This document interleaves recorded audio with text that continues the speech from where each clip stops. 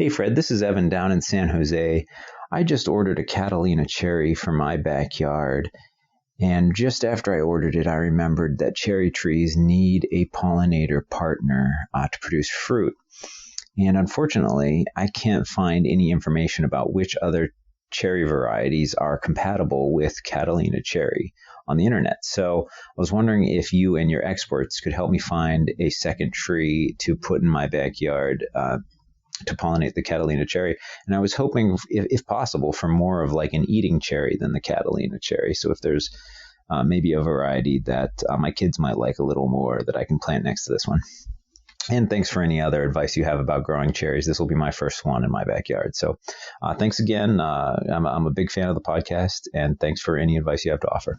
Evan, thank you so much for your question. The Catalina cherry is a California native plant. It's native to the Catalina Island area of Southern California, and it does quite well in coastal zones up and down the Pacific coast from San Diego to Seattle.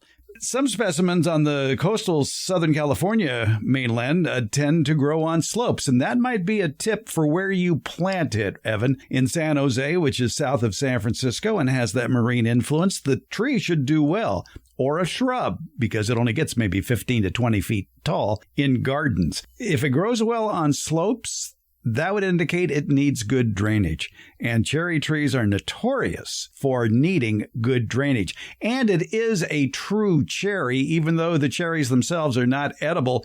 Calscape.org, which is a service of the California Native Plant Society, basically comes right out and says that the fruit on the tree is best left for the birds. But all cherry trees do need that good drainage, so planted on a high spot or, again, on a slope, and it should do quite well.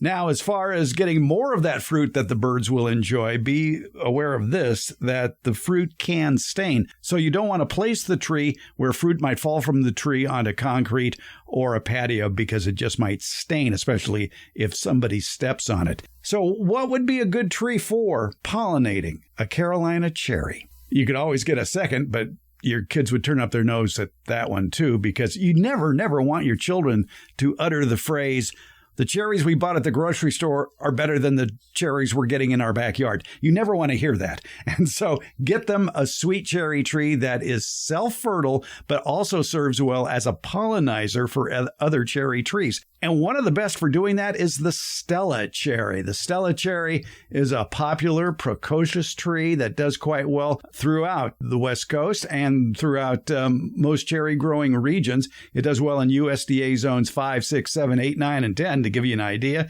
It's good for canning, preserves, cooking, fresh eating. It's a mid-season cherry, and it takes about 2 to 5 years for it to bear fruit. The mature size of the tree isn't that large, 12 to 16 feet. And the watering requirements, it does need water, 12 to 15 gallons per week, May through September. Now, the problem with having a fruiting cherry tree where you're harvesting for the fruit versus a Catalina cherry where you're using it more as a screening plant because it's an evergreen plant is the fact that the Catalina cherry is drought tolerant. It doesn't like a lot of summer water once it's established. Now, you will need to water it regularly to get it off to the initial growth through its first year. But after maybe a year and a half or so, you might try to wean it off too much water to allow it to build up that drought tolerance. But you don't want a Stella cherry right next to it because that needs maybe 15 gallons of water per week. So what do? Well, as long as it maybe that Stella cherry is upwind of the Catalina cherry, you'll be okay.